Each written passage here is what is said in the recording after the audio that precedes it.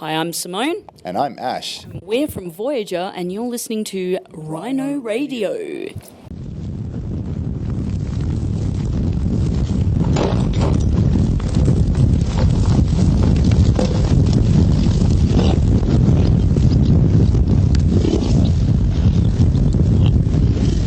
So I have the honor of being reunited with Simone technically. Okay? Rhino Radio reunites. Yes. And Ash, Yes. how you guys doing? Very well. Forgot to mention, you guys play in Voyager. Yes. Yeah, that's correct. Sometimes. Yeah. Research good so far. We work in Voyager. Yes. Work, okay. That sounds a bit more official. Fun work.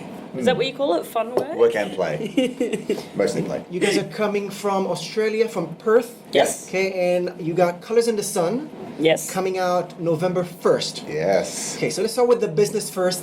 What do we need to know about the album? You need to buy it. That's what you need to know. Here is where you can buy the album. Okay, anything specific you remember from recording it? Anything that was different, more fun, more difficult? It's our first album on a major label. Yes. Which involves deadlines. Okay. Things. So it was the first time we spent really only a year writing. Yeah. Normally we spend about 2 years writing at our own pace, but this time we were writing with the constant threat of a deadline, Yeah. which we've never had before. Normally we record when we're ready. And I think that had a pretty profound effect on the songwriting. I actually think it had a positive effect Yeah, it in did. the end. At first it was like, oh my God, but it really kind of whipped us into shape to kind of, okay, we really need to focus on, some of the songs kind of flowed easy and came out as they did, but there were a Other couple songs songs like took a year. Saccharine Dream where it's like, we really had to work on it. But yeah, I think it actually pushed us out of our comfort zone, so we had to really, rather than kind of slacking off and go, oh, we'll do that later, which was what we would usually do and leave it to the last minute. Yep. We were like, no, we really have to do this. And yeah, I think as such, the songs are a lot more, I say this every album, but I think they just get more and more cohesive. Tighter. And tighter, and they make sense as a whole package, as an album as well. So I think, like, if I'm listening to this album, the song flow is just much better than any of our other albums that we've done. You say we didn't leave it to the last minute, but there was one song where I wrote the drums on the morning I recorded it. But and we still haven't played it as a band. the song was written... And the song is great. That song was written a long time ago, though. That was an older song. I don't remember it. So differences in approaches in Voyager still. Very much so. Are we allowed to say that and the label to hear that? Oh, yeah. The last minute, okay. We gave him a great album. Yeah, they're happy with it, so tough shit now.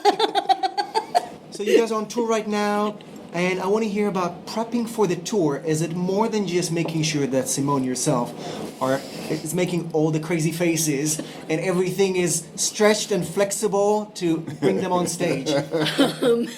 Yeah, we sit her in front of a mirror for a week beforehand. Just That to make all sure. just comes out when I'm on stage. Like, that is completely on the fly. Like, and then I look back and go, what the hell was I doing? And have major regrets afterwards. So, but I'm glad that some people enjoy that. Well, you got a video almost for yourself. Oh God, Ooh, yeah. Stank face for days. Yeah. That was encouraged by the gentleman that actually made the videos. Like, we need more stank face, because at first we were kind of just doing it, like, more stank face, more, and I'm like, You're not being silly enough. yeah, pretty much, yeah. Okay, and what about Dungeons and Dragons on tour? Is that still a thing? Is it just Scott bringing that's it? a Scott. I was going to say that's never been a band thing. No, That's a Scott thing. But he was talking about setting up a Voyager D&D day. He wants to do it and kind of do a stream or something. I'm open to it, but we did say, it's like, okay, so you're going to be teaching 4 people how to play the game. Like, is this what you want to be doing? Again, like we said, it'll probably take us 6 months to learn how to do it because we'll get distracted. So what's your nerdy contribution to the band? I'm a massive Star Wars nerd, so I've got that. I'm a type nerd. I'm the one who's sitting there going, that logo's shit. They should have kerned that over there. Look at that thing. Oh, That's true, yeah, actually. that's all I've got. We were driving past places and he sees terrible kerning. He's like, ugh, that logo. Okay, and there's a rumor online about the band. Do you like rumors? I know you like comments. yeah. Do you like rumors as well? We'll go Anything, for it. So you get to confirm or deny it. Oh, God. Okay, so there's a rumor that again, Simone and Scott are thinking about leaving the band and opening their own Perth tourist company. Is that true? That sounds After highly... promoting the scenery of Perth. That doesn't... I really hope that's true. Is that cost You effective? could do walking tours in Perth. Walk-through Walking- tours yeah, with walking guitars. There you go, you Okay, heard so- it here first. Make so much more That's money true. in this It's stuff. scary, but I still like it. It wasn't like a that. thing, but it is now. That's a really good idea. Okay, and as I already kind of mentioned, the last video is some sort of a playthrough, walkthrough Perth.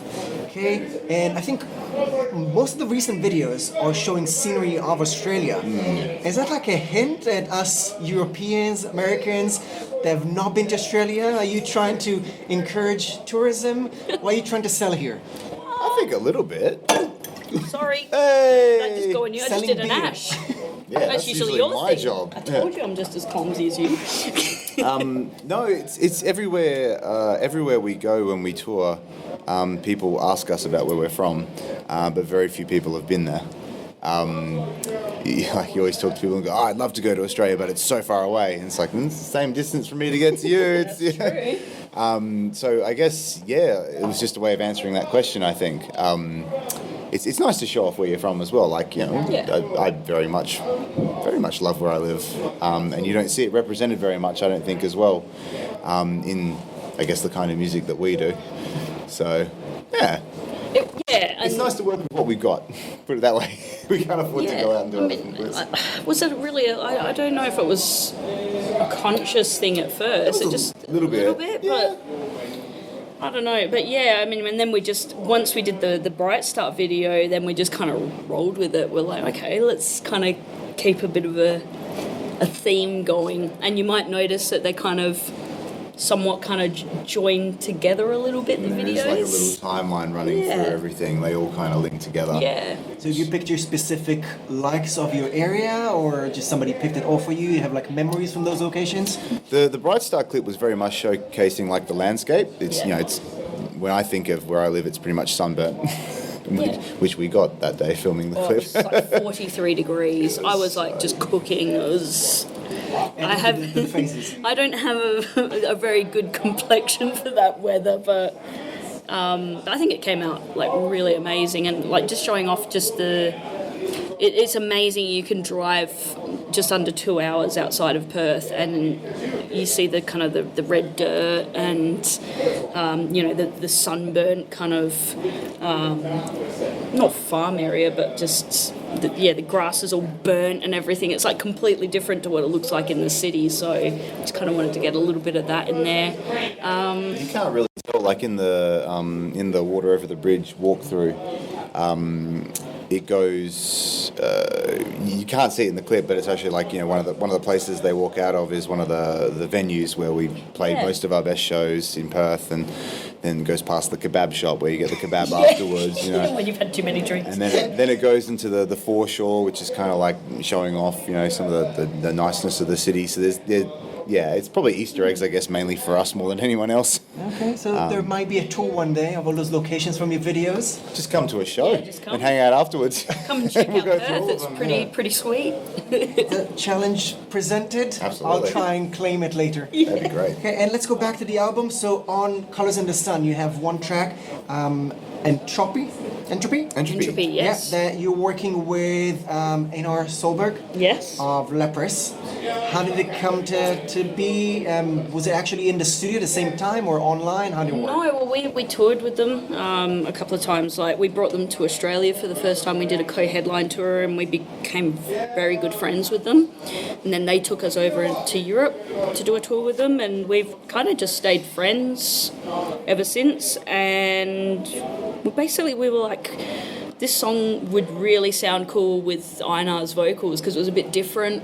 And we just thought it would really suit his voice on there. And Danny just sort of sent him a message like, would you be interested? Send him the track. And he was like, yeah, let's do it. And that's how it happened. Yeah, just being the friends that you meet when you do tours together. It's awesome. It was funny that we sort of sent him like a guide track of what Danny was singing and said like, you know, this is roughly what we're looking for. And then he sends it back and it was nothing like that. Like Danny was like, did you listen to the track? And he's like, no, I just did, you know, my own thing. I never listened to the track. Yeah.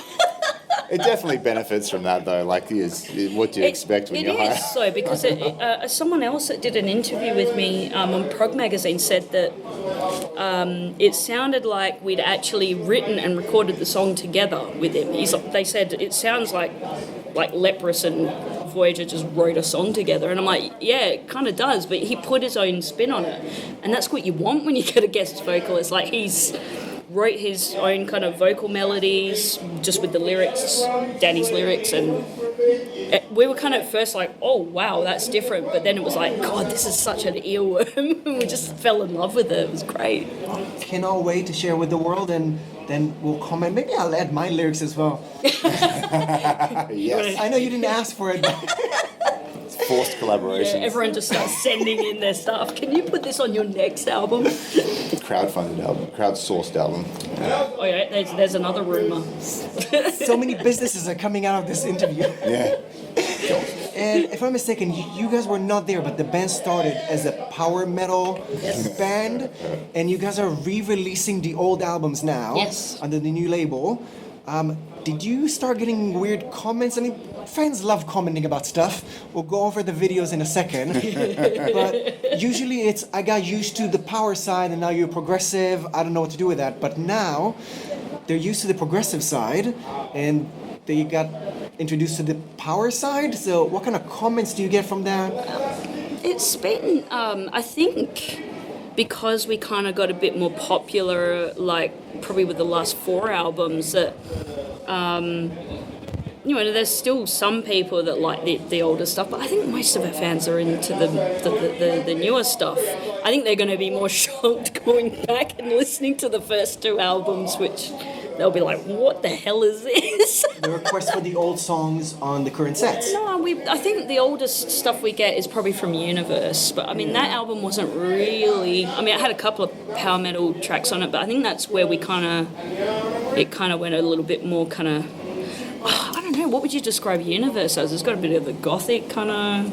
Jeez, I don't know. Melancholy I've got no idea. Well. I mean, it's a bit of a mixed bag. I think we were kind of guilty of doing a lot of different styles before in our earlier albums, whereas now we're kind of a bit more focused with what we're doing.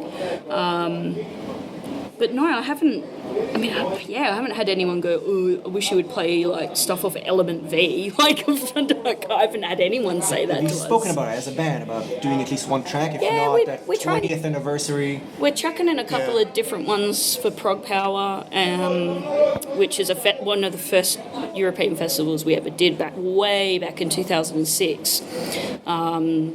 So we kind of always want to do something a little bit special for those guys, because they are some of our oldest fans. So we thought, chuck a couple of... We've got something from I'm the Revolution that we've never played live. I don't think we've ever played it. Apart from Midweek Mayhem.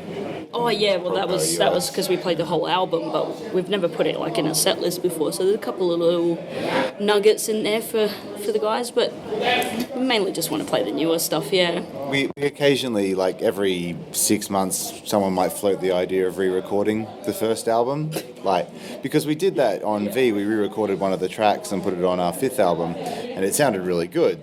And it'd be interesting to see what that sounded like re-recorded, but yeah, it's probably never going to happen. I think. Yeah, it's a hard thing because you don't want to kind of upset the old members as well, because you like re-recorded like, oh well, why are you re-recording it? It's not good enough or something. So it's like, and plus you want to focus on what you're doing now.